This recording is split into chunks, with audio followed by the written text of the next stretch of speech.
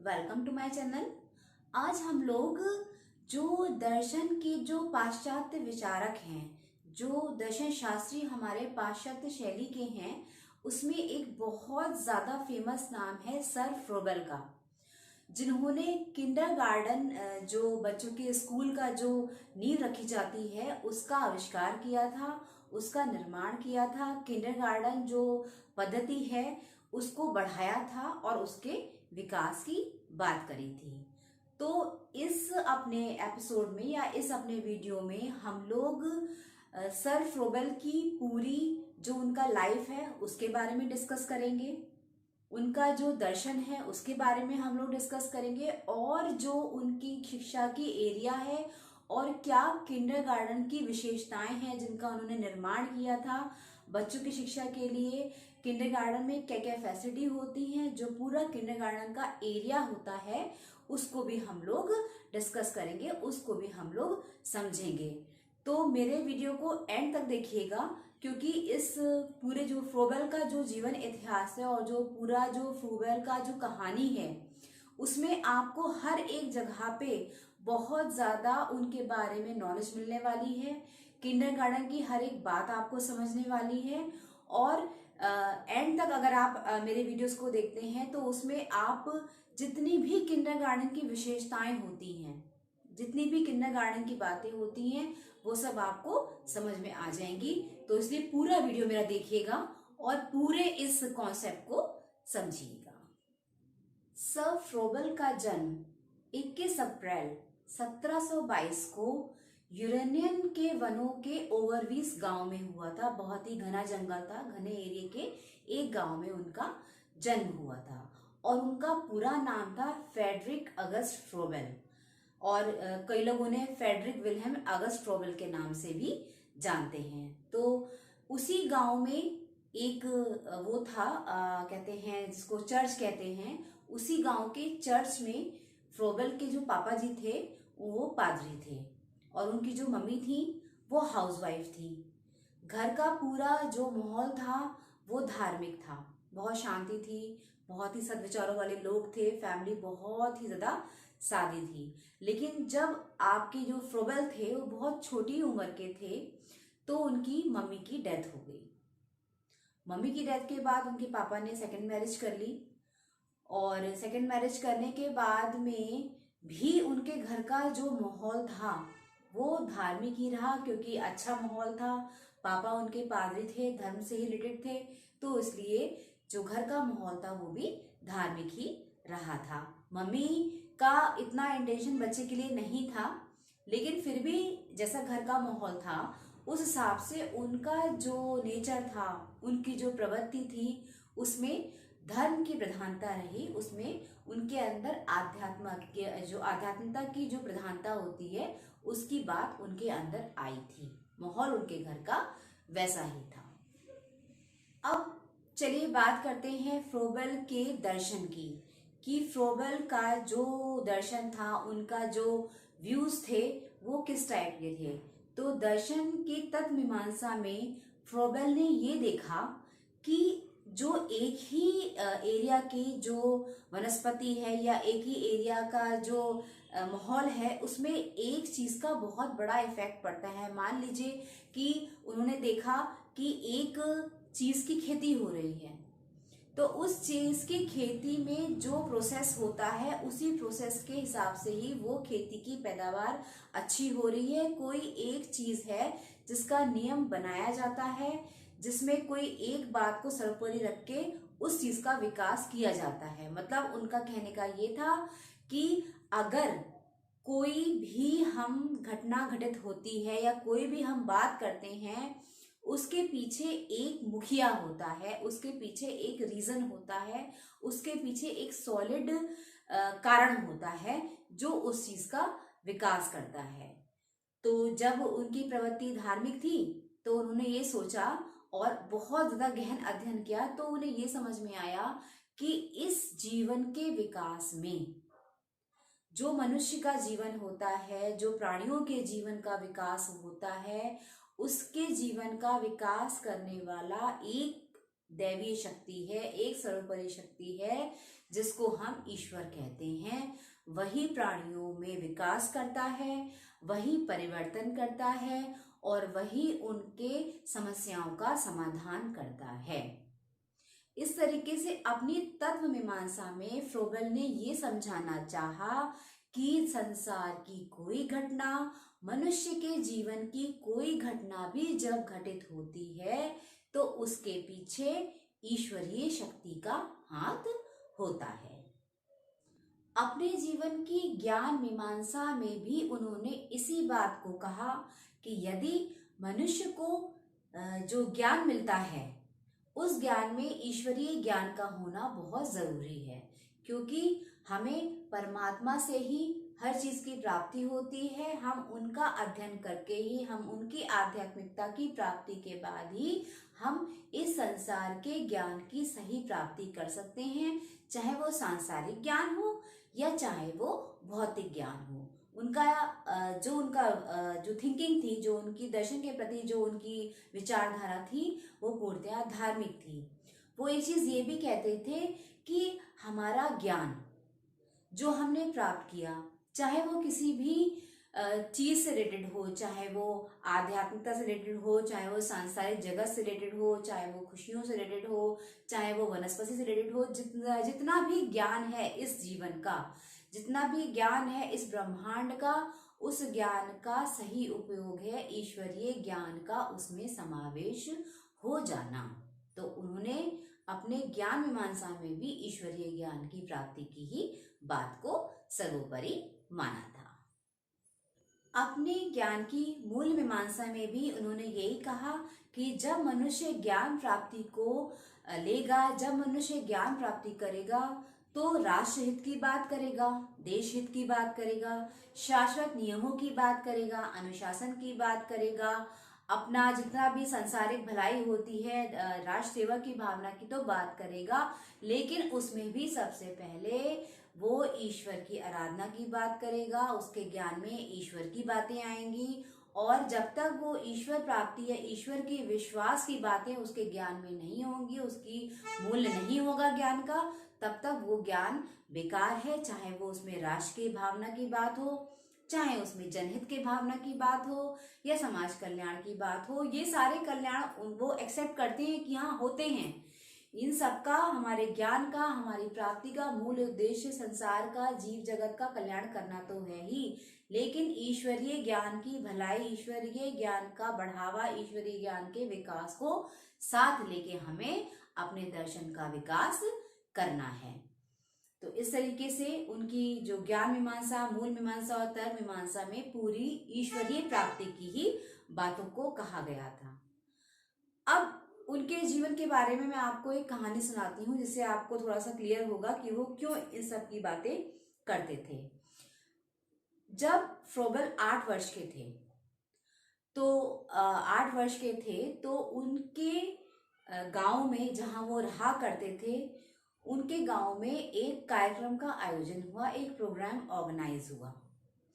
उस प्रोग्राम में जो गुरु आए थे उनका ये मत था कि हमें ईश्वर की प्राप्ति करनी है। तो उसमें गुरु बैठे हुए थे, सत्संग चल रहा था, सब लोग आके उनकी अच्छी अच्छी बातों को सुन रहे थे, सब उनकी बातों को समझ रहे थे। तो ये भी उन्होंने भी देखा भी क्या हो रहा है, देखे जाके हम कैसे कैसे उनकी बातें हो रही हैं। तो उनकी जब ज्ञान की बातें हो रही थी तो अपनी बातों में वो समाज कल्याण की बात कर रहे थे, जीव कल्याण की बात कर रहे थे, मनुष्य को ऐसा करना चाहिए, मनुष्य के प्राणियों में सद्भाव का विकास करो, मनुष्य के प्राणियों में जनहित की भावना की बात आती है, ईश्वरीय समावेश हर जगह है, हर जगह ईश्वर की शक्ति है। अब देखिए, सर फ्रोबेल बहुत छोटे थे, एक 8 वर्ष का बच्चा बहुत छोटा था, फिर भी उसको उस समय अपनी बातों में वो हालांकि बहुत छोटा था, तो ये बात अपने जो गुरु आए थे उनसे कह नहीं पा रहा था कि गुरुजी आप विकास की बात भी कर रहे हो, आप ईश्वरीय साधना की भी बात कर रहे हो, ये कैसी बातें कर रहे हो। तो उनके मन में ना ये सब बातें उस टाइम से ही उनको परेशान कर रही थी कि मैं मानता हूं भलाई होनी है, मैं मानता हूँ कि समाज का कल्याण होना है। मैं जानता हूँ कि विकास ही मनुष्य के जीवन का सर्वोपरि धर्म होता है। लेकिन कैसा विकास? क्या कोई सत्ता है या कोई शक्ति है जो हमें इन सब कार्यों को करने की या इन सब कार्यों को सहजता से करने की हमको पावर देती है? कुछ तो है, कोई ऐसा है जो हमको बैक से सपोर्ट करता है, हमारे ज्ञान को बढ़ाता है और हम अपना जो काम है वो लोगों की भलाई के लिए करते हैं। इतनी बात तो उन्हें 8 वर्ष की आयु में समझ में आ गई थी। तो खैर कोई बात नहीं, पूरा कार्यक्रम हुआ, गुरुजी चले गए, शिष्यों ने भी उनके अच्छी बातें सुनी, जो भी लोगों ने सुना वो सब सबने सुन लिया। उसी बीच में जब ये जो बातें हुई थी, उसी टाइम से फ्रोबेल ने ये डिसाइड कर लिया कि मैं इस पावर का पता लगाऊंगा, मैं इस चीज का पता लगाऊंगा जो मनुष्य को कार्य करने के लिए, जो मनुष्य को अच्छे कार्य करने के लिए या जो मनुष्य की सदगति के लिए काम करती है, इस शक्ति का मुझे पता लगाना है। मुझे ऐसी चीज का विकास का पता लगाना है कि क्या शक्ति हमको आगे प्रोत्साहित करती है, क्या शक्ति हमको आगे बढ़ाने के लिए हमको जो हमें इनकरेज करती है। तो धार्मिकता का तो उनका पूरा था ही, जो उनको धर्म का पूरी प्रधानता थी उनके घर में। तो उन्होंने अपने अध्ययन में प्रकृति को देखा करते थे, प्रकृति को देखते थे। वो ये कहते थे कि प्रकृति में, जैसे रविन्द्रनाथ टैगोर जी की बातें हैं, जो प्रकृति के बाद में जो उन्होंने बातें कही थी कि प्रकृति से ही सीखो, बच्चे को प्रकृति से ही सीखना चाहिए, ठीक इन सब बातों का उनके अंदर भी एहसास है। तो वो नेचर को देखा करते थे। सुबह हुई, शाम हुई, पतझड़ हुआ, फिर बसंत आई, थोड़ा सा खराब मौसम आया, उसके बाद अच्छा मौसम आ गया, खेती लहरा उठी, हमें फल मिले, फूल मिले, हमें इस चीज का, हमें प्रकृति ने हमें ये सब चीजें दी। तो अपने अध्ययन के बाद में उन्होंने ये बातों को समझा कि हाँ, एक यूनिवर्सल पावर है, एक ब्रह्मांड का ईश्वरीय प्राप्ति है, जिसको एक शक्ति है जिसको हम ईश्वर कहते हैं, जो हमें कार्य करने के लिए प्रेरित करती है, जो हमें ये समझाती है कि हमें कैसे काम करना है, जो हमें सही मार्ग की दिशा दिखाती है, जो हमें ऐसी पावर देती है, जो हमें ऐसी शक्तियों का हमारे अंदर निर्माण करती है कि हम कार्य करने के लिए प्रेरित होते हैं। अब ये बात तो उन्होंने समझ ली। तो उन्होंने अपने मन में ठाना कि मैं ऐसी शिक्षा की व्यवस्था करूंगा। मैं चाहता हूं कि ऐसी शिक्षा की व्यवस्था हो, कुछ ऐसी एजुकेशन प्रोवाइड हो बच्चों को, जिसमें बच्चा अपने बचपने से ही इतनी सॉफ्ट तरीके से हर चीज को सीखे, जिसमें अनुशासन भी हो, जिसमें प्रेम हो, जिसमें अपनी इंद्रियों को या इंद्रिय शक्तियों को सुधारने की क्षमता हो, जिसमें हर चीज को इतने अच्छे ढंग से समझाया जाए कि बालक अपनी जो नींव होती है वहां से ऐसा मजबूत हो जो उसको भावी जीवन के लिए अच्छे से तैयार करे। इतनी सॉफ्ट तरीके से उसकी एजुकेशन का विकास हो जो उसको आगे के लिए बहुत अच्छे से उसको मजबूत बनाए। तो उन्होंने अपनी पद्धति को किंडरगार्टन पद्धति का नाम दिया था। किंडरगार्टन पद्धति को जैसे कहते हैं कि एक, उन्होंने कहा कि जैसे एक फूल की बगिया होती है, एक बगिया होती है, उस बगिया में अनेक तरीके के फूल खिलते हैं, अनेकों तरीके की वैरायटियां होती हैं, फूल बहुत सॉफ्ट होता है। तो ऐसे बच्चा भी बहुत सॉफ्ट होता है और उसका जो पालन पोषण करने वाला है, उसको जो समझने वाला है, उसकी जो देखभाल करने वाला है, वो होता है उसका माली। माली उसे मिट्टी देता है, उसको सही हवा में रखता है, सही वायु में रखता है, सही प्रकाश में रखता है, सही चीजों का खाद पानी से उसको सींचता है, उसकी देखभाल करता है, तब जाके वो पौधे अपने फूल और फल को देते हैं, तब जाके वो बगिया हरी भरी होती है। तो उन्होंने शिशु को, छोटे बच्चों को बगिया के फूल समझा। उन्होंने कहा कि एजुकेशन रूपी वातावरण एक बगिया है, या आप कह लो कि एजुकेशन रूपी वातावरण में, जिस वातावरण में, जिस एटमॉस्फेयर में बच्चा एक शिक्षा करेगा, छोटा बच्चा जो शिक्षा प्राप्त करेगा, वो उसकी बगिया होगी और वो बगिया का फूल है। जैसे एक माली अपने बगिया को सींचता है, ऐसे ही एक अच्छा शिक्षक, ऐसी ही कोई शक्ति, ऐसी ही कोई बात अपने बच्चों की देखभाल करेगी, अपने विद्यार्थियों की देखभाल होगी उस एरिया में, और वहाँ के बगिया रूपी फूल के जो बच्चे हैं वो अच्छे से उद्धार होगा, उनका अच्छे से विकास होगा। जैसे फूलों की केयर होती है, ऐसे फूल रूपी बच्चों की केयर होगी। तो इस तरीके से किंडरगार्टन पद्धति का विकास हुआ। इस तरीके से किंडरगार्टन पद्धति के बारे में लोगों ने सोचा। आप देखना, ये जो किंडरगार्टन था इसमें बहुत छोटे बच्चों को, जो बहुत स्कूल में जिनका एडमिशन नहीं होता है, बहुत छोटे बच्चे होते हैं, उनको खेल विधि में सिखाया जाता है, बहुत प्यार से सिखाया जाता है, उनको हर चीज का ध्यान रखा जाता है। ऐसा लगता है कि वो एक गेम खेल रहे हैं, एक गेमिंग स्कूल में आए हैं। इस तरीके से किंडरगार्टन स्कूल की व्यवस्था होती है। तो किंडरगार्टन की पद्धति जो है, उसके निर्माणकर्ता, उसके जो जन्मदाता हैं, वो सर फ्रोबेल ही हैं। और ये बात उन्होंने बहुत गहन अध्ययन के बाद में इस बात को समझा था कि बच्चों की स्टार्टिंग वैल्यू जो होती है वो बहुत ज़्यादा ज़रूरी होती है। जो स्टार्ट में बच्चा सीखता है वो उसके आगे तक काम आता है, इसलिए उनकी शिक्षा की व्यवस्था भी इस टाइप से ही होनी चाहिए। तो आइए चलिए बात कर लेते हैं अब हम फ्रोबेल के शैक्षिक चिंतन की। अब एक शैक्षिक एरिया में जो उनकी बातें थी उस बात को हम लोग समझ लेते हैं।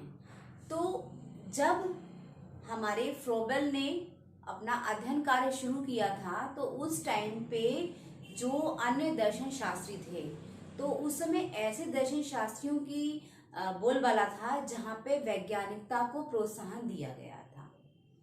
लेकिन सबसे ज्यादा जो प्रोत्साहित हुए थे हमारे फ्रोबेल, वो प्रोत्साहित हुए थे पेस्ट्रोलॉजी के विचारों से। वो इसलिए क्योंकि पेस्ट्रोलॉजी ने जो अपने ज्ञान की बात कही थी, पेस्ट्रोलॉजी ने जो अपने विचारों की बात कही थी, वो पूर्णतः कंप्लीट जो था वो मनोवैज्ञानिकता पे आधारित थी। उसकी बात साइकोलॉजिकल हुआ करती थी। उनके विचारों में मनोवैज्ञानिकता की प्रधानता थी कि हमें किस तरीके से बच्चे को ट्रीट करना है, कैसे उसके मनोविज्ञान को जानना है। तो उनके मनोविज्ञान की बातों का जो बातें थी वो फ्रोबेल के ज्ञान से मिलती थी, क्योंकि वो धर्म परायण थे, ईश्वरीय चीजों में रखते थे रुचि। उनको ये लगता था कि बालक का विकास कुछ सॉफ्ट तरीके से हो, और बालक का तो वैसे भी सही जो विकास है, जब एक चीज का विकास होता है तो वो उसकी मनोवैज्ञानिकता के आधार पर ही हम सही रूप में कर सकते हैं।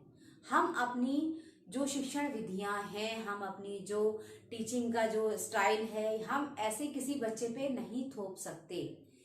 ज्ञान को देना, ज्ञान को समझना और ज्ञान की बातें करना, इनमें बहुत ज्यादा मनोवैज्ञानिकता की प्रधानता होती है। वो क्यों होती है?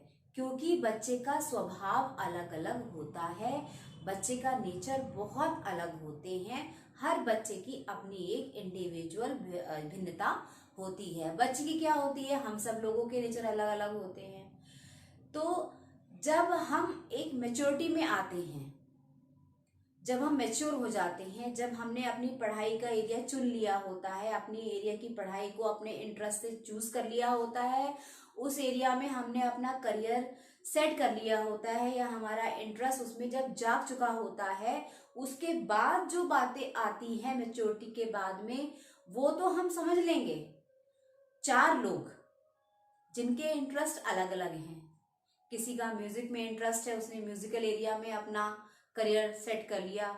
किसी को पढ़ाई में बहुत इंटरेस्ट है, उसने अपना एजुकेशन लाइन में बहुत ज़्यादा अपने को इन्वॉल्व किया और उसमें अपना करियर सेट कर लिया। किसी को इंजीनियरिंग में बहुत इंटरेस्ट है, उसने अपना इंजीनियरिंग की पढ़ाई करी और अपने को सेट कर लिया। इंटरेस्ट के बाद में उसने जिस एरिया में उसका इंटरेस्ट है, उसने उस चीज़ को उस एरिया में सेट कर लिया। हम मैच्योर हो गए, हमने अपनी लाइफ को बिल्कुल एक तरीके से जिस लेवल पे हमें आता वहां पर हम पहुंच गए, हम सही गलत की समझ को समझने लगे। उसके बाद में हम अगर कोई चीज देखते हैं टीवी पे, मीडिया पे, या आप देखोगे, एक एग्जाम्पल लेती हूँ मैं, सत्संग सुनते हैं या भागवत सुनते हैं, किसी की भी भागवत हम सुन लेते हैं या कोई भी अपने गुरु की बातें हम सुन लेते हैं, तो वो चार लोगों को वो बातें समझ में आ जाती हैं, समझ में तो आ जाती हैं, क्योंकि हम मैच्योर हो चुके हैं, हमने मैच्योरिटी को हम गेन कर चुके हैं, हमको समझ आ चुकी है दीन दुनिया की, संसार की हमें समझ हो चुकी है। इसलिए हम इतने जो बड़े बड़े महानुभाव हैं, उनकी जो बड़ी बड़ी बातें हैं, उनकी जो इतनी अच्छी आध्यात्मिकता की बातें होती हैं, जिस तरीके से वो बड़े गुरु हमें मोटिवेट करते हैं, हम उनकी बात को समझ लेते हैं, हम उनको पसंद कर लेते हैं, क्योंकि हमने उस लेवल को पार कर लिया है। अब छोटा बच्चा है, उस छोटे बच्चे का जब स्टार्ट ही जब शुरू हो रहा है, तो उस समय तो मनोवैज्ञानिकता की प्रधानता होती है ना। हम कैसे बच्चे की साइकोलॉजी जैसी होगी, हम ऐसे तो उसको ट्रीट करेंगे। छोटे बच्चे का व्यवहार, उसका स्वभाव, उसका नेचर बहुत सॉफ्ट होता है, चाहे उसका नेचर में थोड़ा बहुत डिफरेंस हो, लेकिन तभी भी उसको सॉफ्टी तरीके से ही सिखाना पड़ता है। तो जो सर फ्रोबेल थे, वो पैथोलॉजी के विचारों से इसलिए बहुत ज्यादा समर्थक थे, इसलिए बहुत ज्यादा उनके फैन थे, क्योंकि उन्होंने अपने ज्ञान में मनोवैज्ञानिकता की बातों को प्रधानता दी थी, वैज्ञानिकता को नहीं दी थी, मनोवैज्ञानिकता पे बहुत ध्यान दिया था। तो इसलिए उन्होंने भी अपनी बातों में बच्चों के मनोविज्ञान का बहुत बड़ा ध्यान रखा। उन्होंने बच्चे के मनोविज्ञान को ध्यान में रख के ही अपनी बातों को आगे बढ़ाया। तो इस तरीके से शिक्षा के जो उनका शैक्षिक दर्शन है, उसके शिक्षा के अर्थ में, शिक्षा के संप्रदाय में उन्होंने इस बात को समझा कि जिस तरीके से अच्छा माहौल एक बगिया को, जिस तरीके से एक माली अच्छा खाद पानी देके, अच्छी हरी भरी पौष्टिकता को देके, अच्छे वातावरण को देके अपने फूलों का विकास करता है, अपनी बगिया का विकास करता है, ठीक उसी तरीके से हमारा शिक्षा का कॉन्सेप्ट भी ऐसा हो, जो बच्चों को बहुत ही अच्छे ढंग से, बहुत सॉफ्ट तरीके से, अच्छी देखभाल के संग में उनकी शिक्षा का प्रावधान हो, उनकी शिक्षा की सुविधा उपलब्ध हो, उनका शिक्षक, उनका माली, उनका सही मार्गदर्शक हो, कुछ ऐसी एजुकेशन उनको मिले जो बहुत ही भावात्मक तरीके से बच्चे का स्टार्ट जो होता है, वो उसकी पढ़ाई का अच्छे से भावात्मक तरीके से, इमोशंस के संग में बहुत जैसे कहते हैं ना, बच्चे के संग में बिल्कुल उसका क्लोज हो जाने के साथ में उसकी शिक्षा की बातें होनी चाहिए। उसके बाद में जो उनके शिक्षा के उद्देश्य बने सर फ्रोबेल के, उसमें भी उन्होंने ये कहा कि मैं मानता हूं कि सही शिक्षा, सही ज्ञान की प्राप्ति वो होती है जो बालक को साधन उद्देश्य भी दे और साध्य उद्देश्य भी दे। साधन उद्देश्य वो जिसके सब्जेक्ट के सहारे, जिन बातों के सहारे वो अपनी लाइफ का जो पूरा सेटलमेंट है, जो अपने लाइफ की जो बातें हैं उसको सेट करे, अपने करियर को सेट करके अपने जीवन की जीविकोपार्जन है, जो अर्निंग का एरिया है, अपनी परिवार की जो बातें होती हैं, अपना जो भी उसका जीवन की जो, चाहे वो फाइनेंशियल वाला एरिया हो, चाहे वो रिस्पेक्टेबल एरिया हो, उसको प्राप्त करे।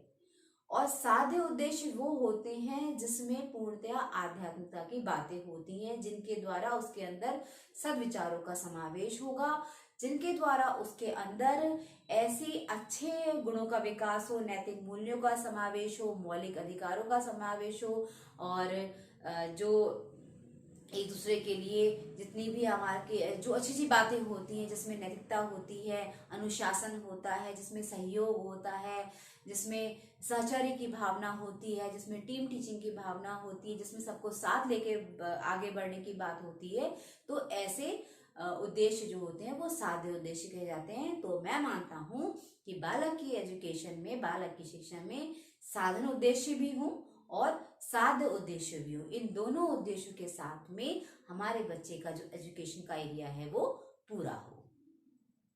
अब बात कर लेते हैं फ्रोबेल के अनुसार शिक्षा की पाठचर्या की।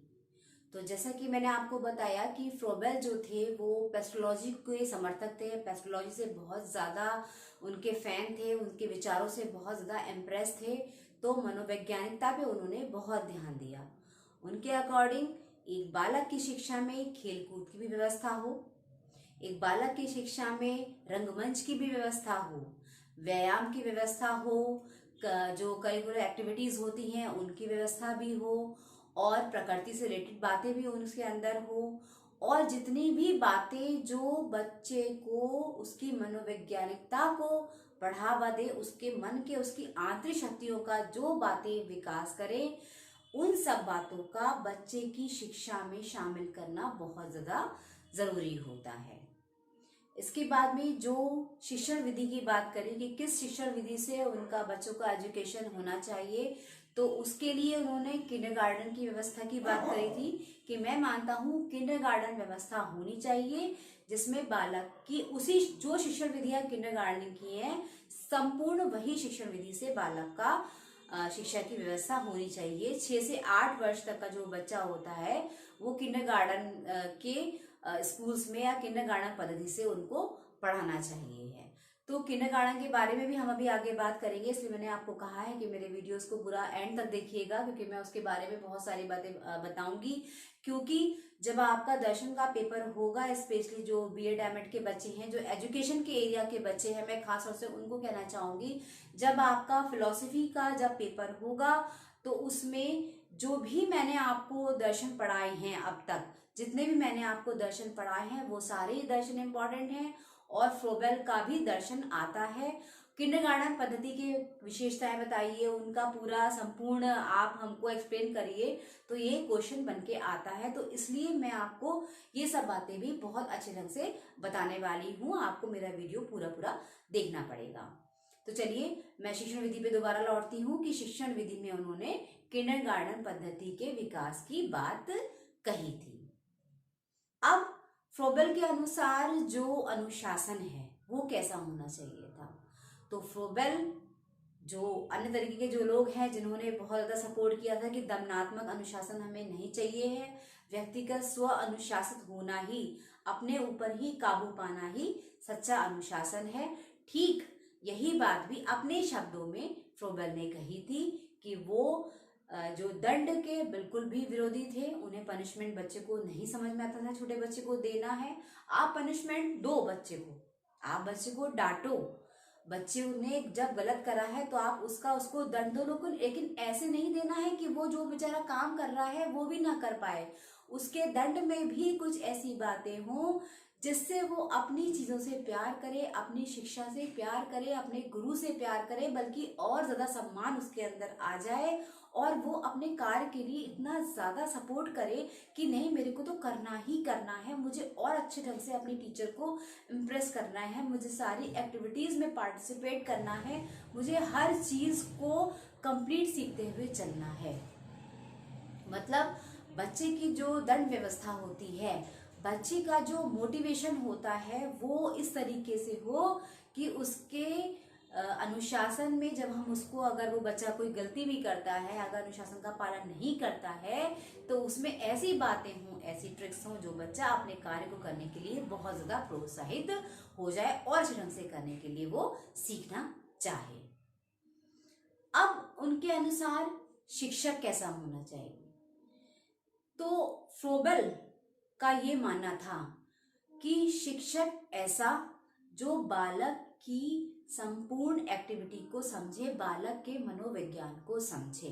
हालांकि जो हमारे पुरुष एरिया का जो टीचर होता है वो भी इस बात को बहुत अच्छे से समझता है, लेकिन फ्रोबेल ने लेडी टीचर को, एक महिला शिक्षक को प्रेफर करा और उसे सर्वोपरि माना, क्योंकि महिला के अंदर जो इमोशन, संवेगात्मक शक्ति ज़्यादा होती है। बच्चे के संग में वो बहुत अच्छे ढंग से बच्चे को ट्रीट कर सकती है, बच्चे की, छोटे बच्चे की साइकोलॉजी को समझ सकती है, समझ दोनों सकते हैं। लेकिन उन्होंने किंडरगार्टन स्कूल को सपोर्ट किया था छोटे बच्चे के लिए, तो वो मानते थे कि एक महिला शिक्षक का होना सर्वोपरि है, क्योंकि उसके अंदर संवेगात्मक शक्ति ज्यादा होती है, वो बच्चे से ज्यादा अटैच रहेगी पुरुष की अपेक्षा। फिर उन्होंने कहा कि विद्यालय कैसा होना चाहिए। तो विद्यालय के भी लिए उन्होंने पूरा पूरा वही बात कही है जो आमतौर पे बच्चों की साइकोलॉजिकल, जो बच्चों की सपोर्ट करा है जिन दर्शन शास्त्रियों ने, कि विद्यालय का वातावरण ऐसा हो जो बच्चे को अपनी आंतरिक शक्तियों के विकास में सहायता दे, वहाँ का पूरा स्टाफ बच्चे को सपोर्ट करे, प्रकृति भी हो उसके अंदर, नए शक्तियों का समावेश भी हो, ऐसी मोटिवेशन वाली चीजें हो उसके विद्यालय के लिए जो कंप्लीट जो है वो बालक का ही विकास करे। तो इस तरीके से कुछ अन्य पक्ष भी उन्होंने कहे थे शैक्षिक दर्शन में अपने। उनके अन्य दर्शन में ये भी था कि एक तो बालक की शिक्षा के साथ में उसके लिए कुछ एक्टिविटीज की भी सपोर्ट करो, कि कुछ एक्टिविटीज भी उसके अंदर उसको उसकी शिक्षा मिले, कुछ जनरल अवेयरनेस की बातें भी हों। मतलब जो बच्चे का लेवल चल रहा है उसमें बच्चा ये नहीं है कि अपने खेल विधि में शिक्षण विधि में ही जो अपना एरिया है एजुकेशन का वो सीख रहा है, कुछ छोटी छोटी बातें देश काल संसार की भी उसको समझा दो। चाहे भले ही बहुत छोटे लेवल पे कोई बात समझाओ, लेकिन वहाँ की परिस्थितियों की बातें, वहाँ के माहौल की बातें, वहाँ के देश काल की जितनी भी बातें होती हैं उन सबको भी बच्चे को सिखाने की कोशिश करो। तो इस तरीके से ये पूरा एक शॉर्ट में संक्षिप्त रूप में मैंने आपको फ्रोबेल का दार्शनिक चिंतन और उनका शैक्षिक चिंतन मैंने आपको बताया। अब हम बात करते हैं फ्रोबेल के किंडरगार्टन पद्धति की बातों की, कि क्या किंडरगार्टन पद्धति होती है, क्या क्या उसमें नियम होते हैं, कैसे उसकी विशेषताएं होती हैं। किंडरगार्टन पद्धति एक ऐसी पद्धति जिसमें बच्चों की मनोवैज्ञानिकता को ध्यान में रख करके हम खेल विधि के द्वारा हम बहुत ही सॉफ्ट तरीके से बालक को शिक्षा दें। बहुत पहले 6 से 8 वर्ष की आयु के बालकों के लिए इस व्यवस्था को माना गया था, लेकिन आगे आते आते 4 वर्ष से लेके 8 वर्ष तक की आयु का बालक किंडरगार्टन के स्कूल्स में जाने के लिए होता है। इसकी जो सही उम्र है वो 4 से 8 वर्ष की मान ली गई थी। तो किंडरगार्टन पद्धति के सिद्धांतों की बात कर लेते हैं कि सिद्धांत क्या है जिन पे किंडरगार्टन पद्धति, किंडरगार्टन जो प्रक्रिया है वो काम करती है। तो पहला जो सिद्धांत है किंडरगार्टन का, उसमें है एकता का सिद्धांत। ये सबसे बड़ा सिद्धांत है किंडरगार्टन पद्धति का, क्योंकि हमें शुरू से बच्चे को सिखाना है कि बेटा यूनिटी रखो, एकता रखो, सब लोग मिलके काम करो, सबके साथ रह के काम करो, एकता के विकास की बात करो। तो ये जो यूनिटी पावर है, ये जो एकता की बात है, इसको हमने एक बच्चे को, 4 से 8 वर्ष का बच्चा बहुत छोटा होता है, तो हमने अपने स्कूल्स में, किंडरगार्टन स्कूल में बच्चे को यही बात सिखानी है। सिखाना सब कुछ है, उसे हर चीज सिखाएंगे, लेकिन सबसे पहला जो सिद्धांत है वो खेल विधि भी नहीं है, वो सबसे पहला सिद्धांत है हमारा एकता का सिद्धांत। हमें बच्चे को सबको साथ लेके, सबके साथ में रह के, एकता की बात की जो ताकत है, एकता की शक्ति की बात को करते हुए हमें बच्चे की शिक्षा का आरंभ करना है। सबसे पहला सिद्धांत तो हमारा यही है, जो बहुत इंपॉर्टेंट सिद्धांत है, कि बिना एकता के तो कोई काम हो ही नहीं सकता, अकेला इंसान तो कोई कुछ कर नहीं सकता। हम जो बच्चे के अंदर अच्छी अच्छी बातें शुरू में डाल देंगे वो बच्चा आगे तक कभी नहीं भूलता है, इस बात से तो कोई इनकार कर ही नहीं सकता। दूसरी जो बात आई सिद्धांत की किंडरगार्टन की, उसमें था बालक की भीतरी शक्तियों का विकास, बालक की आंतरिक शक्तियों का विकास। सर फ्रोबेल मानते थे कि हम सब में शक्ति है, हम सब में एक पावर है, बस हमें उस चीज को बाहर निकालकर, उस चीज को अपनी शक्तियों का विकास करते हुए उसकी शक्तियों को बाहर निकाल के उसको विकास करने की जरूरत है। तो किंडरगार्टन स्कूल में आप देखोगे जब बच्चे को एडमिशन होता है तो बच्चे से, जो बच्चे का नेचर होता है, बच्चा अगर राइम बोलना चाहता है, मतलब हमेशा हर चीज में ना बहुत ही खेल विधि के द्वारा, बहुत ही हंसते हुए, बोलते हुए, समझाते हुए हम लोग बालक को एजुकेशन देते हैं, ताकि अगर हम उसे बहुत कठोर ढंग से सिखाएंगे ना, नहीं इधर आओ, ये करो, बैठ जाओ, तो बच्चा जो बेचारा करना चाहेगा, जो वो करना चाहता है, जो उसकी पावर है, वो तो बाहर आ ही नहीं पाएगी। 10 बच्चों में 2 बच्चे से बिंदास होते हैं जो मैडम की डांट डपट का जिन पे असर नहीं पड़ता है। बाकी 8 बच्चा या तो उसे कुछ आता नहीं होगा, या तो वो अपनी शक्तियों के विकास के लिए डरता है, या वो करना चाहता है लेकिन सोचता है कि मैम कहेंगी, मारेंगी, पीटेंगी, कुछ इस टाइप का डर की वजह से वो अपनी बातों को नहीं कह पाता है। तो ऐसा नहीं होना है। हमारी किंडरगार्टन पद्धति का मुख्य सिद्धांत, एकता के सिद्धांत के बाद जो आया वो है हमारा आंतरिक शक्तियों का विकास करना। जो बच्चे की जो इनर पावर है, जो बच्चे की जितनी भी इनर पावर है, जो भी अच्छी उसकी शक्तियां हैं, उसका विकास करना। यहीं से तो बच्चा सीखेगा, उसकी हिचक खत्म होगी, उसका हेजिटेशन खत्म होगा, जो उसके मन में है वो कहना सीखेगा। बिंदास बनाना है हमें अपने बच्चे को, तो हमें बच्चों के आदि शक्तियों के विकास की बात को करना पड़ेगा। उसके बाद में जो किंडरगार्टन पद्धति में जिस सिद्धांत की बात कही, उसमें मनोवैज्ञानिकता की बात को बहुत ज्यादा सपोर्ट करा गया कि हमें बालक में मनोवैज्ञानिकता की बात का ध्यान रखना है, बच्चे के मनोवैज्ञानिकता का भी हमको ध्यान रखना है। उसके बाद में जिस सिद्धांत की बात कही गई उसमें था आत्मक्रिया का सिद्धांत। बच्चे को आत्मक्रिया के सिद्धांत की बात का हमें विकास करना था। आत्मक्रिया के सिद्धांत में ईश्वरीय भक्ति, ईश्वर की आराधना, ईश्वर की जितनी भी बातें होती हैं, जितना भी हमारे ईश्वर के प्रति हमारी जितनी भी आस्था होती है, उन सबको भी बच्चों के अंदर डालने की बात कही गई थी कि बच्चा अपने धर्म को जाने, अपनी ईश्वरीय ज्ञान की प्राप्ति को भी बच्चा जाने और समझे, और उसका विकास की भी बात करें। बच्चों के खेल खेल में, चाहे भले वो बच्चा कोई अगर प्ले कर रहा है, या जो प्रेयर होती है, सबसे पहले बच्चे के स्कूल में आप जाओ तो प्रेयर करवाई जाती है जिसमें ईश्वर की आराधना ही करी जाती है, चाहे वो किसी भी रूप में हो, कोई गाना हो या कोई श्लोक बोला जाए, सबसे पहले ईश्वर की आराधना की बात आ जाती है। तो ईश्वरीय आराधना, जो आत्मीयता की जो भावना है, उसका सिद्धांत की बात किंडरगार्टन के स्कूल्स में, किंडरगार्टन पद्धति में कही जाती है।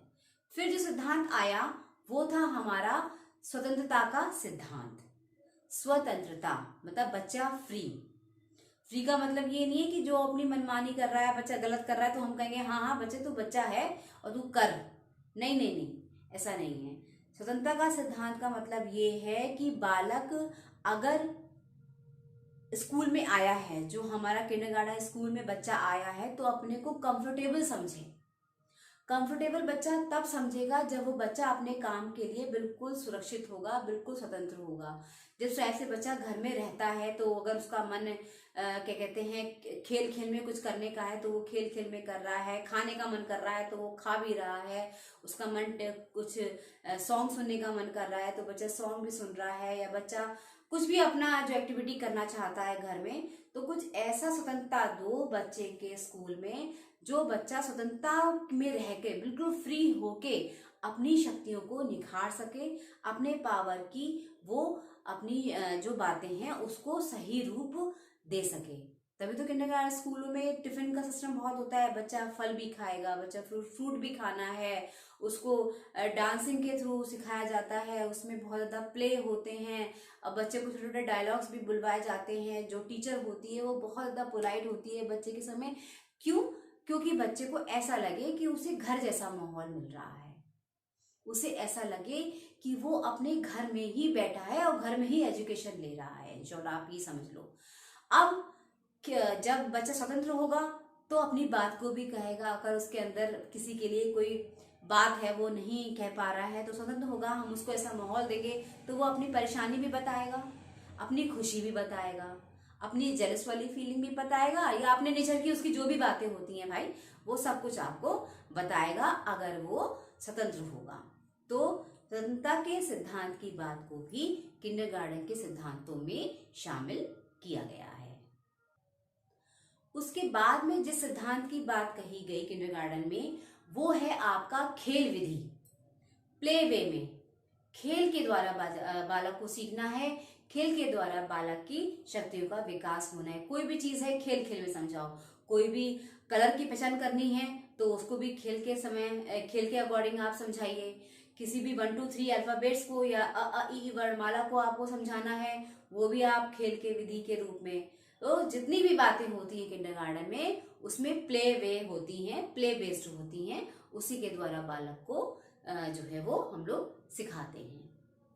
फिर जो सिद्धांत बन के आता है किंडरगार्टन में, उसमें है सामाजिकता के विकास का सिद्धांत, सामाजिक सहयोग की भावना के विकास का सिद्धांत।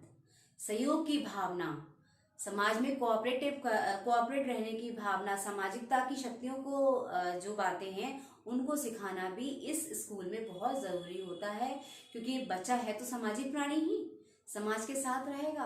तो इसलिए किंडरगार्टन स्कूल्स में सहयोग की भावना, बेटा मिलके काम करो, साथ रह के काम करो, प्ले जो हो रहा है उसमें सब लोग साथ हैं, कोई भी गेम हो रहा है उसमें टीमें बन रही हैं, चाहे वो ए टीम हो या बी टीम हो, या कई लोग मिलके ट्रेन चला रहे हैं, साइकिल कर रहे हैं, या चेयर रेस खेल रहे हैं, या कोई भी कंपटीशन हो रहा है, तो सब साथ में रह के ऐसी सामाजिकता की हम लोग नींव रखते हैं, ऐसी सामाजिक जो शक्तियां होती हैं उसका विकास करते हैं। उसके लिए बहुत सारी ट्रिक्स का जो निर्माण हो चुका है, और धीरे धीरे टीचर्स भी वहाँ की या जो भी किंडरगार्टन को सपोर्ट करते हैं, जो भी छोटे बच्चे के लिए जो भी उनकी इनर पावर को जगाने के, उनके विकास की जो बातें होती है उनमें काम हो रहा है और होता रहेगा।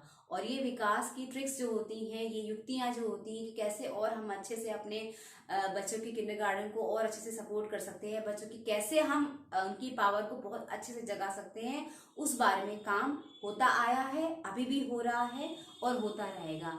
टीचर्स भी बहुत ज़्यादा करती है कि मुझे किस तरीके से अपने टीचिंग एरिया में किस तरीके से अपने बात को इतना अच्छा कह देना है कि सामने वाला उसको समझे, एक छोटा बच्चा मेरी बात को समझे, हाँ मेरी मैडम जो कह रही है वो सही कह रही है, इंटरेस्ट के संग काम करें।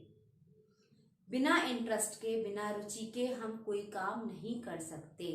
जबरदस्ती तो हमसे कोई करा ही नहीं सकता।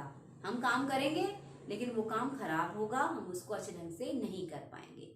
तो टीचर ऐसी युक्तियां, ऐसी स्ट्रेटेजी को लाता है कि उससे बच्चे में इंटरेस्ट जागे, सहयोग की भावना जागे। जब इंटरेस्ट जागेगा तो वो सारे सिद्धांतों की बात करेगा। इंटरेस्ट नहीं है तो वो कुछ नहीं करेगा। हमने सिद्धांत बना लिए, इंटरेस्ट नहीं जगाया तो वो भी हमारे लिए खराब हो जाएगा।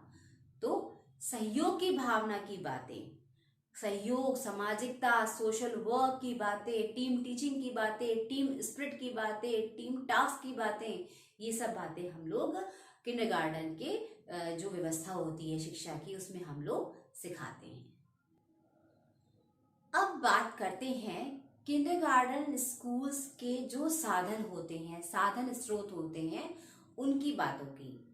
तो किंडरगार्टन स्कूल्स के जो आत्म अभिव्यक्ति के जो साधन होते हैं वो मुख्यतः 3 होते हैं। आत्म अभिव्यक्ति यानी कि बच्चों की अपनी कला को, या बच्चों की अपनी जो रोल होता है, अपना जो रूप रंग होता है, अपनी जो योग्यता होती है उसको दिखाने के साधन। तो उसमें है गीत, नाटक, या कोई भी एक कहते हैं ना अपनी वाचन वाली जो प्रक्रिया होती है वो। इन 3 तरीके से बच्चा अपने आत्म अभिव्यक्ति को अभिव्यक्त, अपना बातों को दिखा सकता है, कह सकता है। किंडरगार्टन स्कूल्स के जो खेल पद्धति जो होती है, जो भी उसके शिक्षण विधि के जो रूप हैं, उनके साधनों में सबसे ज्यादा साधनों में जो बेस्ट साधन है वो है स्टोरीज, कहानियां। जब किंडरगार्टन पद्धति में हम जब बच्चे को शिक्षा देना शुरू करते हैं, जब बच्चा हमारा स्कूल में आता है, जब बच्चा हमसे अटैच होता है, टीचर के पास बैठता है, तो हमें स्टोरीज का सहारा लेना पड़ता है। कहानियों से बच्चा बहुत सीखता है। किसी भी हमें अगर चीज की नॉलेज बच्चे को देनी है तो हमें कहानियां उसको सुनानी पड़ती हैं। वो बात और है कि कहानी छोटी सी हो, बड़ी सी हो, कहानी में उसका कहीं ना कहीं टच आए, मतलब ऐसी कहानी सुनाएं कि जो हम बच्चे को सिखाना चाहते हैं। मान लो हम बच्चों को रंगों का ज्ञान कराना चाहते हैं, तो उस रंगों के ज्ञान से रिलेटेड हमको, कलर्स के जो नॉलेज है उससे रिलेटेड हमको कोई स्टोरी बच्चे को सुनानी पड़ेगी। अगर हम अपने बच्चे को क्लासरूम में कोई भी मैथमेटिक वाला एरिया अगर सिखाने की बात करते हैं, अगर हम कोई मैथ के प्लस माइनस की बात को, अगर हम कॉन्सेप्ट को अगर उसके सामने उसको एक्सप्लेन करना चाहते हैं कि प्लस क्या चीज होती है, माइनस क्या चीज होती है, टेबल्स क्या होते हैं, 1 2 3 नंबर्स का कैसे होता है, तो हम उसके भी हम कहानियों की बातें हम उसको समझाएंगे, कहानियों के रूप में हम उसे उदाहरण देंगे, कहानियों के द्वारा हम बात को एक्सप्लेन करेंगे। कहानियों का बहुत बड़ा रोल है। अगर हम बच्चे को फ्रेंडशिप की बात बताते हैं कि मित्र रहो बेटा, मत लड़ो आपस में, या कुछ ऐसी बातें भी हैं, तो हम उसे फ्रेंडशिप बेस्ड कहानियां सुनाएंगे। हम उसे ऐसी स्टोरी सुनाएंगे जो बच्चा उससे इंस्पायर हो, बच्चे को समझ में आए और बच्चा उस कार्य को अच्छे से करे। तो किंडरगार्टन की व्यवस्था में जो साधन में पहला साधन जो बनता है वो बनता है कहानियां। सबसे बड़ा साधन है। अब वो कहानियां चाहे तो कहीं बुक्स में आप देख लो, या आप अपने मोटिवेशन में अपनी कहानियों को ला दो। स्टोरीज का होना बहुत ज्यादा जरूरी होता है। फिर जो हमारे किंडरगार्टन स्कूल्स में जो हम बात करते हैं वो होती है, पूरा हर तरीके से पता है, खेल विधि। खेल, प्ले के तरीके से खेल खेल में सिखाने की बात सबसे जरूरी है। आप देखना, जब हम किंडरगार्टन स्कूल में अपने बच्चे को भेजते हैं तो वहाँ पे झूले होते हैं, वहाँ पे गेम्स ऑर्गेनाइज होते हैं, वहाँ पे इंडोर आउटडोर गेम्स की पूरी व्यवस्था होती है, पूरे इक्विपमेंट्स उनके पास होते हैं, म्यूजिक की भी व्यवस्था होती है। मतलब इतना मस्त माहौल होता है कि बच्चा तो जाना ही चाहेगा। अगर अच्छा स्कूल है, अच्छा एटमॉस्फेयर है, टीचर अच्छी मिल रही है, जो सिद्धांत तो होते हैं हमारे किंडरगार्टन स्कूल्स के, उसकी सही पूरी जो भी औपचारिकताएं होती हैं, जो भी फॉर्मेलिटीज होती हैं, वो अगर अच्छे से पूरी हो रही हैं तो बच्चा अपना जी नहीं चुराएगा, बच्चा वहां जाएगा, बच्चा वहां पर रह के अपनी शिक्षा के काम को पूरा करेगा। हमें अपने जो मानक होते हैं, हमें जो हमारे नॉर्म्स हैं किंडरगार्टन के, वो हमें पूरे रखने पड़ेंगे।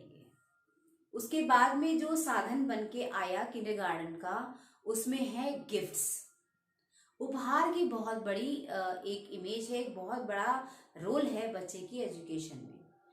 और उपहार भी कैसे, उपहारों की भी कई श्रेणियां हैं। पहला उपहार किंडरगार्टन में हम मानते हैं वो है ऐसे उपहार जैसे कि ब्लॉक्स दिए हमने, वो ब्लॉक्स में बच्चा शेप को जाने कि ये ट्रायंगल होता है, ये स्क्वायर होता है, ये रेक्टेंगल होता है, ये ओवल शेप होता है, सिलेंडर शेप होता है, शेप्स का ज्ञान। ऐसे उपहार दिए जाते हैं जो भी बच्चे को नॉलेज ही दें, जिनसे बच्चे को नॉलेज ही समझ में आए। दूसरे तरीके के जो उपहार होते हैं, जो हम बच्चों को कोई भी अगर गेम कराते हैं, कोई बच्चे ने अच्छा काम करा, गिफ्ट बहुत चलते हैं। बच्चे को छोटी छोटी बातों में बच्चे को मोटिवेट करने के लिए हम लोग गिफ्ट्स का रखते हैं, और उन गिफ्ट में भी ऐसी चीजें होती हैं जिससे बच्चा सीखे। दूसरे टाइप का जो उपहार होता है वो ऐसे उपहार होते हैं जिसमें बच्चे को ये समझ में आए कि जो मान लीजिए हमने अभी तो ब्लॉक्स वाली बात कही जिससे उसको शेप का ध्यान हुआ, उसके बाद हम उसे ऐसी चीजें उपहारों में देते हैं जिसमें उसे रंगों का ज्ञान हो। ये रेड कलर का मैडम ने हमें कुछ दिया, या कई बॉल्स हम उसे दे सकते हैं, तो उसे रंगों का ज्ञान होता है। तीसरे टाइप के उपहार में हम ऐसी चीजें लाते हैं जिसमें उसे ऐसी बातों का ज्ञान होता है जिसे उसे समझ में आए कि ये अल्फाबेट्स हैं। हम उसे अल्फाबेट देते हैं और उसे अल्फाबेट्स में सीक्वेंस में लगाने का एक गेम दे देते हैं। ABCD तरीके से पूरे अल्फाबेट्स होते हैं उसमें, या A वर्णमाला की हमने उसको दे दी, एक जाली टाइप से दे दी, और बच्चे को जो है वो उस चीज को उसमें फिट करना है। A करना है, B करना है, C करना है, D करना है, अ करना है, या आ करना है, ई करना है, या ई करना है। इस तरीके से सबको सेट करना है।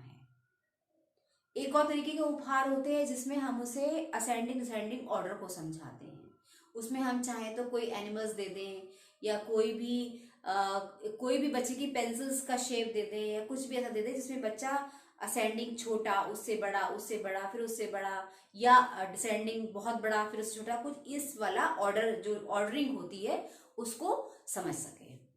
तो उपहारों में भी ऐसी बातें शामिल होती हैं जिसमें बच्चा सीखे। ओवरऑल ही हमको किंडरगार्टन में बच्चे को सिखाना होता है। तो निश्चित बात है जो हम उसके गिफ्ट की व्यवस्था करेंगे तो वो भी हम उसके गिफ्ट की जो व्यवस्था है वो भी ऐसा करेंगे जिसमें वो बच्चा सीख ले, आसानी से हर बात को सीख ले। उसके बाद जो हमारे साधन आते हैं किंडरगार्टन के, उसमें हम लोग बच्चे को व्यापार करना सिखाते हैं। व्यापार ऐसे नहीं सिखाएंगे कि हाँ भैया तुम मुझसे 2 रुपए की चीज खरीदो, फिर मैं तुम्हें 2 रुपए दूं, तुम उसको बेचो। व्यापार में हम उसे वो चीजें सिखाते हैं जिसमें बच्चा कुछ बनाना सीखता है। बनाना सीखता है, मान लो उसने उसने पेंटिंग बनाई, या उसने कोई क्राफ्ट का सामान बनाना सीखा, या उसने कोई टॉय बनाना सीखा, या उसने मिट्टी से कुछ करना सीखा, कुछ क्ले से उसने कुछ सीखना चाहा। तो ये सब बातें हम उसे सिखाते हैं ताकि वो उन चीजों को सीखे कि बेटा देखो ये आपने बनाया है, ये आप उसको दोगे, वो आप उसको गिफ्ट करोगे तो आपको ऐसा होगा, है ना। या एक बिजनेस गेम आता है, खैर बच्चा बहुत छोटा होता है वो ये नहीं सीखता है, लेकिन हम कुछ इस टाइप के बिजनेस की क्रियाविधि करते हैं। अच्छा ऐसा है, आप बच्चे 2 बच्चे हैं, चलो चलो ऐसा करते हैं कोई गेम खेलते हैं, तुम उसको कोई चीज सेल करो, वो तुम्हें 2 रुपए देगा, फिर तुम उस 2 रुपए से उस चीज को खरीदोगे, फिर तुम 2 रुपए देके वो लोगे, चाहे वो नाटक खरीद दिया, कोई एक फल वाला बना दिया, हाँ हाँ भैया कितने रुपए के सेब दिए, इतने रुपए किलो होता है, तो उसे किलो पर किलो इस सब का भी ज्ञान कराएंगे। और 2 रुपए का है, 4 रुपए का है, 6 रुपए का है, 8 रुपए का है, इस तरीके से छोटी छोटी उसे बिजनेस की हम टिप्स भी देंगे कि इस तरीके से बिजनेस होता है। बहुत बड़ा बिजनेस तो हम नहीं समझा सकते, लेकिन हाँ खरीदना, बेचना, बनाना कैसे करते हैं उसको, किस चित्रकारी से हम उसे कैसे, मतलब कुछ भी ऐसी क्रिएटिविटी को हम जगाते हैं जिसमें बिजनेस का अंश उसमें आ जाता है। तो ये सारे साधन होते हैं हमारे जो किंडरगार्टन स्कूल्स के। अब हम बात करते हैं किंडरगार्टन स्कूल्स की जो कार्य योजना होती है, जो वर्क प्लानिंग होती है किंडरगार्टन की, कि उसमें किन किन काम के बातों को हम सिखाते हैं, क्या वर्क प्लानिंग होती है उसकी।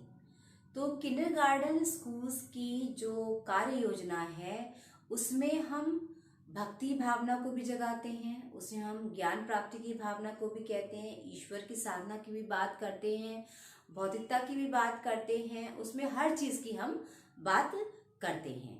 तो किंडर प्रणाली की जो कार्य योजना है उसमें जो सबसे पहले कार्य योजना में शामिल है वो है भक्ति भाव और ईश्वरीय ज्ञान की प्राप्ति का समावेश। हमें बच्चे के अंदर भक्ति के भाव को, ईश्वर के भाव को, भगवान की भावना को जगाना बहुत जरूरी होता है। आप जब देखना, जब आपका बच्चा किंडरगार्टन स्कूल में जाता है या कुछ भी होता है या हम किसी भी उसमें जाते हैं, तो पहले जो स्टार्ट होता है स्कूल, वो बच्चे का प्रेयर से स्टार्ट होता है, प्रतिज्ञा से स्टार्ट होता है। पहले प्रार्थना होती है, फिर आपका नेशनल एंथम जो भी राष्ट्रगान है वो होता है, जो हमारा राष्ट्रगान है। प्रार्थना के बाद में राष्ट्रगान होता है, उसके बाद में हम लोग शपथ लेते हैं, कुछ इस टाइप का पूरा ही एक प्रोसेस चलता है।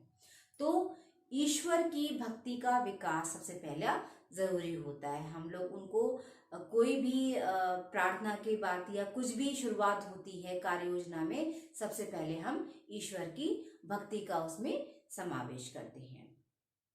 फिर हमारी कार्य योजना में आता है जो सामाजिक शिक्षा की भावना का या सामाजिकता की भावना का विकास करना।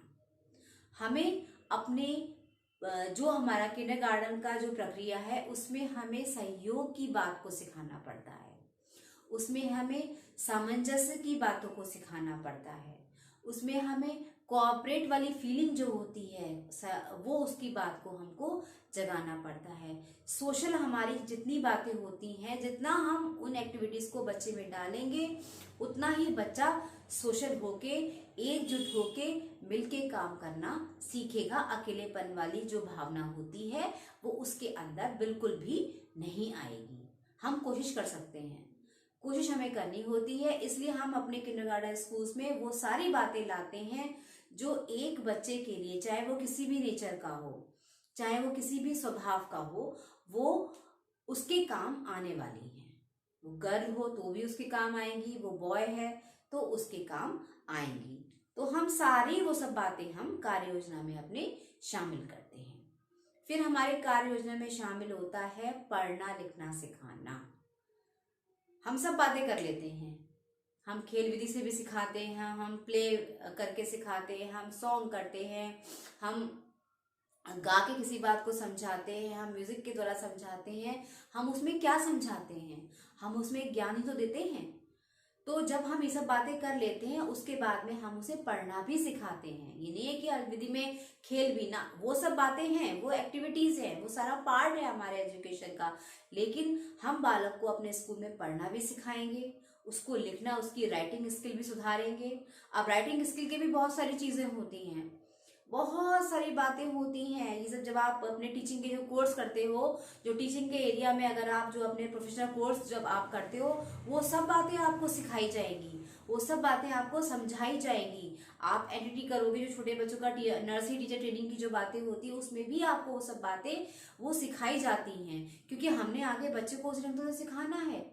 अल्फाबेट होते हैं तो डॉट लगा देते हैं, या ए और ए ऊपर नीचे लिखते हैं तो मैचिंग करवा देते हैं, ए से ए मैच हो गया या अ से अ मैच हो गया, या अब क्या आएगा उसके बाद में। तो वो सब बातें हम उसे सिखाते हैं, लिखना भी सिखाते हैं, पढ़ना भी सिखाते हैं, और जो भाषाई ज्ञान होता है उसको भी हम देना सिखाते हैं। ये तो सब बातें होती हैं हमारे किंडरगार्टन में, लेकिन उसमें पढ़ना, लिखना और बोलना भी हम उसे सिखाते हैं।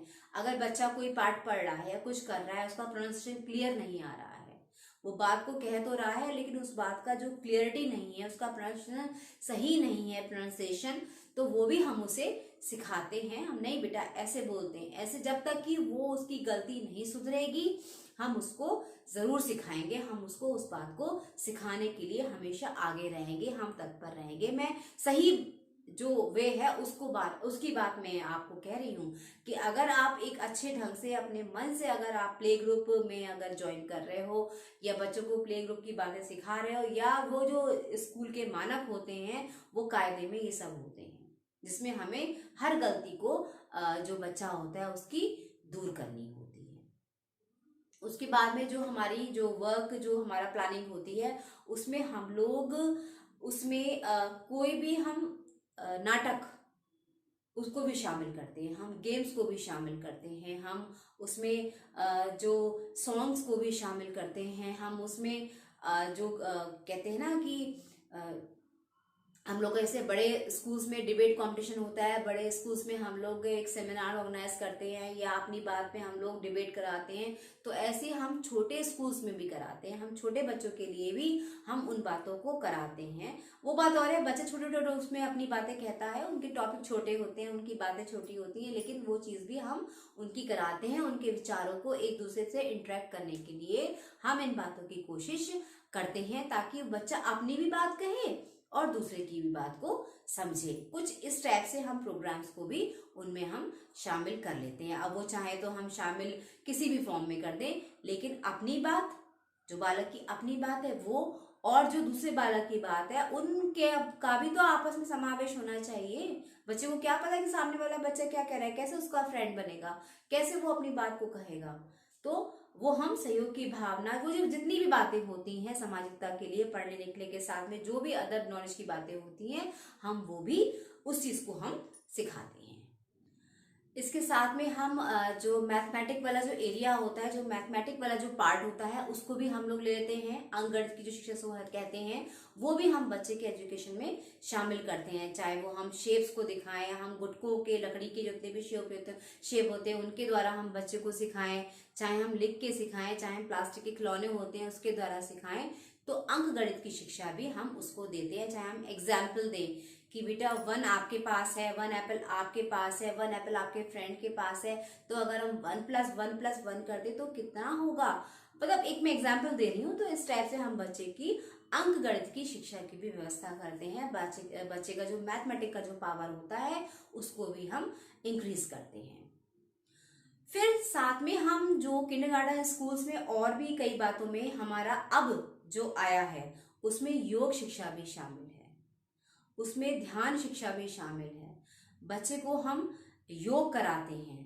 अब योगासन बहुत बड़े बड़े तो हम नहीं करवा सकते, लेकिन जो उस उम्र के बच्चों के योग होते हैं तो योगा भी हम सिखाते हैं, खेल कूद भी हम सिखाते हैं, और जितनी भी बच्चे की शारीरिक विकास की जितनी बातें होती हैं वो हम सब बच्चों के अंदर लाते हैं। आप देखना बच्चों के जो झूले होते हैं स्कूल्स के, जो बच्चों के जितने भी इंडोर आउटडोर गेम्स में होते हैं, उन सब में फिजिकल एजुकेशन का बहुत ध्यान रखा जाता है। फिजिकल जो प्रोग्रेस होती है उसका बहुत ज़्यादा ध्यान हम लोग रखते हैं, क्योंकि बच्चे का फिजिकल और मेंटल और इमोशनल ये सारे डेवलपमेंट हमें ही करने हैं इस एज में।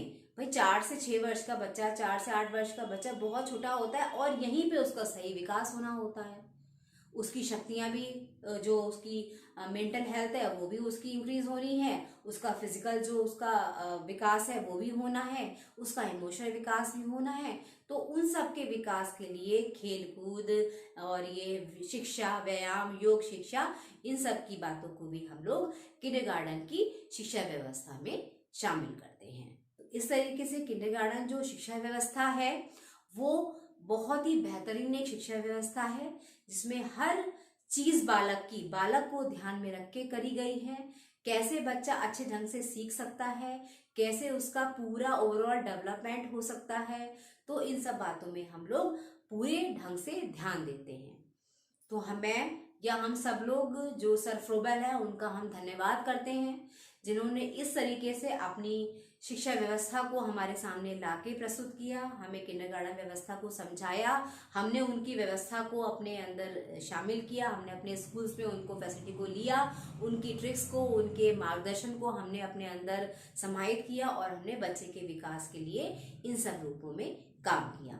तो बहुत ज़्यादा धन्यवाद है सर फ्रोबेल का, जिन्होंने हमें इतनी अच्छी एजुकेशन और उनके दर्शन से हमें इतनी अच्छी बातें पता लगी। और भी बहुत सारी बातें हैं हमारे दर्शन की, और बहुत एजुकेशन के एरिया बहुत बड़ा है, बहुत विशाल है, बहुत सारे लोगों की इसमें बातें हैं जिन्होंने शिक्षा के विकास की बातें करी हैं। तो मेरे वीडियोस को भी लाइक करिए, शेयर करिए, सबसे आप इसके बारे में बात करिए और सब्सक्राइब करिए मेरे चैनल को, ताकि आप इन सब बातों को अच्छे से समझ पाएं। आशा करती हूँ आपको मेरा वीडियो समझ में आया होगा। तो आगे और भी मेरी बातों को जानने के लिए मेरे वीडियोस को यूं ही देखते रहिए। तब तक के लिए मैं इजाजत लेती हूँ और अपनी और सारी बातों को लेके आपके सामने शामिल होती हूँ। Thank you.